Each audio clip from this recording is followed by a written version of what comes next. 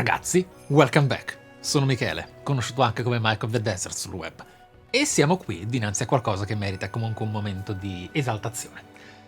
Ho intervistato producer e director di Monster Hunter Wilds e sono stato l'unico in Italia della categoria content creator, influencer e bla bla bla a poterlo fare. Eravamo in 4 in Europa e credo che le cose si stiano finalmente muovendo. Ho intervistato diversi autori in questi anni. Significa che il percorso sta funzionando, significa che il modo di porsi, il modo di essere in qualche modo legato a una deontologia che segue una serietà e un obiettivo. Io mi arrabbio tantissimo, perché per esempio siamo ancora a un passo necessario da fare. A livello aziendale, per Capcom, questa intervista è ancora ADV. Ci si sta arrivando però. La distinzione da parte delle varie categorie si sta cominciando a comprendere come non sia quella che viene pensata essere, ed è molto importante, anche perché sono stato richiesto personalmente. Significa che qualcosa è arrivato davvero il messaggio di come si fanno certe cose e i conseguenti risultati che ne arrivano, no? Io sono contento, era necessario per me fare un momento di bragging rights, mi sono fatto la coccola, perché alle spalle ormai abbiamo il decennio, è del 2015 la prima effigie.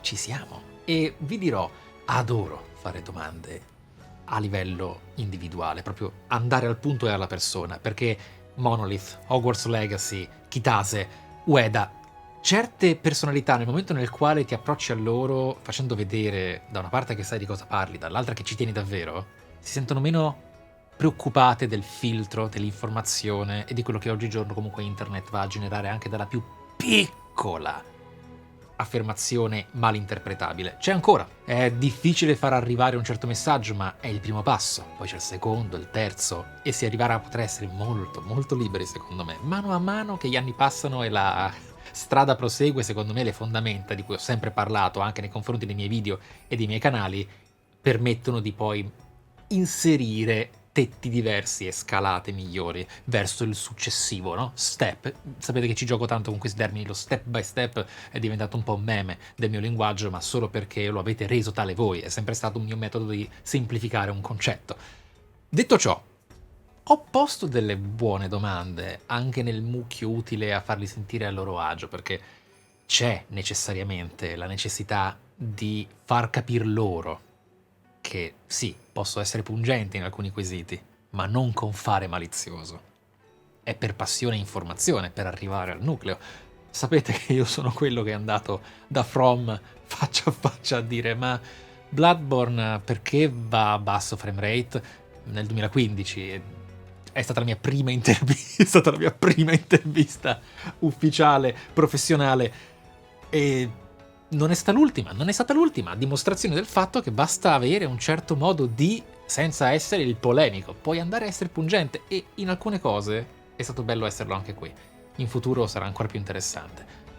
Partiamo dalle curiosità umane, perché la prima domanda che ho fatto loro è stata quella sui sondaggi delle armi che hanno fatto più volte durante il percorso dei recenti Monster Hunter. Visto che io sono un Hammer main, che però si gode particolarmente anche la Switch Axe, le Dual Blade e in ultimo la Greatsword, escluse le Bowgun perché sono per me un complemento di qualunque cacciatore, ho domandato loro se dopo tutti questi anni si aspettassero quei risultati, dando per scontato che nella loro risposta ci sarebbe stata la scontatezza magari della Longsword, ma qualcosa che invece hanno affrontato con stupore nei confronti del comportamento dei giocatori oggigiorno. まあ、太刀とかが人気があるだろうということは予測してましたし、手触りもいい武器でかっこいい。Yeah, I kind of expected, for example, that the longsword is really popular. I think that's well known that a lot of people enjoy it. But something that was quite surprising for me was just how popular the greatsword is. Because it's a massive sword that takes some handling skill, but I guess it's also one of the most symbolic Monster Hunter weapons as well. So more people were using that than I expected. Come avrete notato, sono stati sorprendentemente brevi e ci sarà un pattern di questo tipo. Mano a mano che faccio le domande si apriranno sempre di più, ed è per quello che ho fatto una certa introduzione oggi qui. La successiva domanda che ho fatto, infatti, era anche un po' più in profondità su quello che è la distinzione portable e home console. Quello che ho domandato loro è che ovviamente un successo così gigantesco da parte di World era inaspettato per tutti, e quindi se aver raggiunto così tanti nuovi giocatori avesse cambiato i loro piani presenti all'epoca per il suo sequel, e di conseguenza soprattutto come, da ciò che già sappiamo di Wilds, quindi la mancanza di soluzioni di continuità nelle mappe, il loro concept di seamless si applicasse anche al gameplay, non soltanto di spostamento, cosa intendessero raggiungere come obiettivo riguardo l'open world. まずワールドで、私たちが、初めてこう海外の方に We were really happy to see how popular Monster Hunter World was, and just how many more hunters joined the community whenever they played that game. So I think that kind of translated into confidence for us, that we knew that we'd got it right, and that we were able to take that base and build on it, and challenge ourselves to push some boundaries and go further with Monster Hunter Wilds. そうですね、ワールドの時にもその、シームレスなフィールドでその濃密な狩猟体験をしてもらおう。With Monster Hunter World, we, for the first time, made each map seamless so that there were no longer the loading zones. And this, I think, it made the game a lot more immersive. It felt like you were really exploring each of the maps as its own kind of living, breathing world. So since that was such a popular improvement in Monster Hunter World, I just felt that I wanted to go even further and take the base of operations that the hunter works from and include that in the ecosystem of the world itself.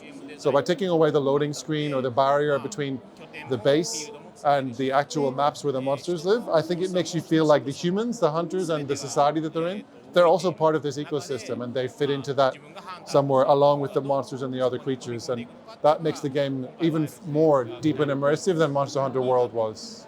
Dopo questa domanda, alla quale risposta ho anche integrato nell'anteprima, ho fatto il mio primo attacco più tecnico e ho domandato loro una cosa importantissima per noi tutti, ossia come tanti giocatori, tantissimi me compreso, abbiamo vissuto con una certa stucchevolezza la sincronia del multiplayer in World, come purtroppo fosse difficilissimo poter avanzare nella trama tutti insieme con degli amici a causa delle cutscene e delle costanti interruzioni che impedivano di sapere quando potersi approcciare alla quest e quando no. Hanno risposto in una maniera veramente positiva ed è sintomatico del fatto che ascoltano. ストーリーを見る時場面というのはやはりこう一人で演出して The cutscenes themselves are more of a solo experience because you see your hunter as part of the storyline. So you watch those by yourselves, but compared to Monster Hunter World, it's become a lot more smooth. I know that in Monster Hunter World, whenever people started a quest that had cutscenes happening, they had difficulty kind of rejoining their friends afterwards because you're playing separately. Now in the background, even while you're watching a story cutscene, your friends are still connected with you. And as soon as you're ready to join, there'll be a notification and they can just jump straight back in and continue to hunt the monster with you. Quindi, per quanto fosse un problema davvero di difficile soluzione, un passo in avanti è stato fatto. Adesso c'è un automatismo che permette ai giocatori di inserirsi nella quest appena il protagonista ha finito di avere la sua componente di trama. È una bella combinazione. Per ora Capcom, da come ha parlato e da come ha lavorato negli anni scorsi ai Monster Hunter, è veramente con l'accezione Cap God, d'accordo? È davvero un comportamento bello, aver le orecchie aperte, ascoltare il feedback, avere uno scambio con la community, ma contemporaneamente mantenere un'idea e una direzione ferreamente autoriale. Sapete come la penso sotto questi punti di vista, ed è un equilibrio molto buono per ora quello che ho visto. Ed è lì che sono tornato di nuovo ad approfondire sul tecnico. Ossia una duplice domanda molto legata anche a ciò che avete scoperto nell'anteprima riguardo le abilità sulle armi. Cosa voglio dire? Che la prima questione è stata come avessero integrato la nuova main mechanic del Monster Hunter moderno, il focus, con tutte le opportunità dei precedenti capitoli, dall'insetto filo alle switch skills a quello che di solito è la fusione di moveset precedenti in un unicum del nuovo capitolo. World stesso prese tanto anche di Generations per costruire le nuove armi. E, molto più pungente, la domanda da hardcore gamer, ove gli pongo il problema dei mixed set con il Secret che offre anche magari due armi completamente diverse, facendo un po' tornare anche l'argomento della distinzione fra armature melee e gunner, chiaro? Hanno risposto, con informazione che avete già ascoltato probabilmente nell'anteprima, del fatto che le armi hanno abilità proprie, finalmente. Ascoltateli. The purpose of adding focus mode was really to add a new layer of depth to all the weapons. They all support it, and it lets you not only aim more precisely with your weapon by holding the trigger and using the camera to aim at them. That's a benefit not just to veteran hunters, but to beginners as well who might be having difficulty with positioning. But it lets you specifically target and attack the wounds that will now open up on a monster after you've repeatedly targeted the same area. We've made that clear with a visual effect to show you which parts are wounds. And if you're able to aim at them, you'll be able to use the focus mode to carry off a focus attack.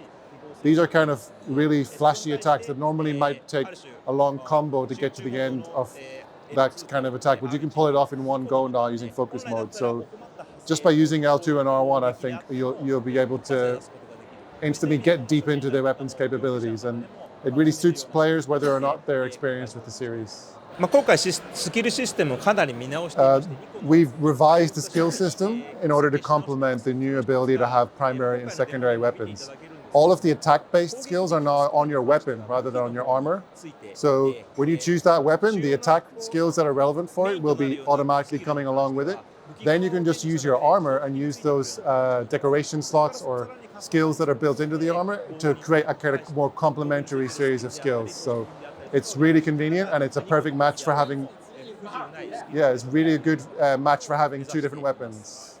Una cosa che ho notato nei comportamenti dei corporate che guidano gli autori a poter dire e non poter dire XYZ cose è sempre una gran paura di fallire nella brand awareness, tanto che anche soltanto citare altri Monster Hunter probabilmente per loro sarebbe stato un problema a livello di compiti per casa, chiaro, come comunicare la propria nuova opera. Sapete che all'interno dell'industria c'è sempre questo terrore di distrarre il pubblico, no? Però sono stati molto aperti, perché sottintendendo comunque che tutte quelle idee siano state poi integrate anche all'interno del focus con certe combo e o certe animazioni, si è arrivati al punto sostanziale, ossia il fatto che si potrà fare min-max anche con multiple armi. E da lì sono passato all'ultima parte, il tempo stava finendo e ho domandato loro qualcosa che sapevo stava un po' raggiungendo i classici limiti del no comment, non si può dire, ma tentare non nuoceva, avevamo finito le nostre domande. Il quesito era come in approccio seamless si sarebbe potuto interagire con una lobby online. Il Gathering Hub di Monster Hunter, quindi sottintendendo, e l'ho anche detto esplicitamente, quindi in realtà stavo sottintendendolo a voi, ma nella domanda l'ho proprio citato, come si sarebbe interfacciato in Monster Hunter Wilds. Se non l'hanno mai fatto vedere prima di allora, mi immaginavo avrebbero risposto con un però intanto. そうですね、もちろん今回のモンスターハンターワイルズもオンラインプレイができますね。ネットワークを通じたオンラインプレイができますので。Yeah, of course, there's a lobby type place where all the players who are joining together will be able to meet up. We're looking at doing some pretty cool features in it, but we're going to wait a little bit longer and introduce players to how it's going to look this time around and what they can do a little bit later on. So unfortunately, I can't answer it for you today, but keep an eye on news from Capcom on our social channels, and I'm sure you'll be really thrilled with what we have in store. Come ultima domanda, c'è stato anche un piccolo fraintendimento, perché io domandai loro che piani avessero, visti i precedenti, con il post-launch del gioco, con il progetto di Game as a Service che Monster Hunter World ha avuto, riferendoci ora al suo nuovo capitolo e sequel spirituale. Loro hanno inteso Endgame, probabilmente, quindi si sono fomentati dicendo qualcosa che però mi ha comunque fatto molto contento. Perché se ascoltate, non è stato il classico vedrai, ma proprio un abbiamo delle idee specifiche per l'endgame che saranno una sorpresa. Ok. I've got some great ideas that we've put in the game for how the end game is going to work. It's a great match for the concept of Monster Hunter Wilds as a whole. What exactly that means, again, keep an eye out for further news later, but I'm sure you're going to love it. Quindi fondamentalmente l'unica informazione concreta mancata dalla risposta, perché non intesa, è ogni quanto ci sarebbero stati gli update gratuiti, poi in arrivo all'espansione, l'ultima fase del ciclo vitale pre-sequel, o probabilmente, come potremo facilmente intuire, direi che ci sta nuovo portable pre bla bla bla, sua espansione e il nuovo home console. no? Per creare proprio quello che sarà poi l'ultimo Monster Hunter di nuova generazione. Speriamo che non si vada direttamente alla 10ª, ma vedremo. Questo è quanto. Avrei voluto tranquillamente fare altre 7-8 domande che mi conoscete, però clock alla mano e il tempo era finito. A questo punto si aspetta la release e lì, quando in una settimana faremo 90 ore di gameplay e approfondiremo ogni cosa, in tempo reale faremo una bella chiacchierata su tutto ciò che affronteremo. Vediamo come va. Alla prossima.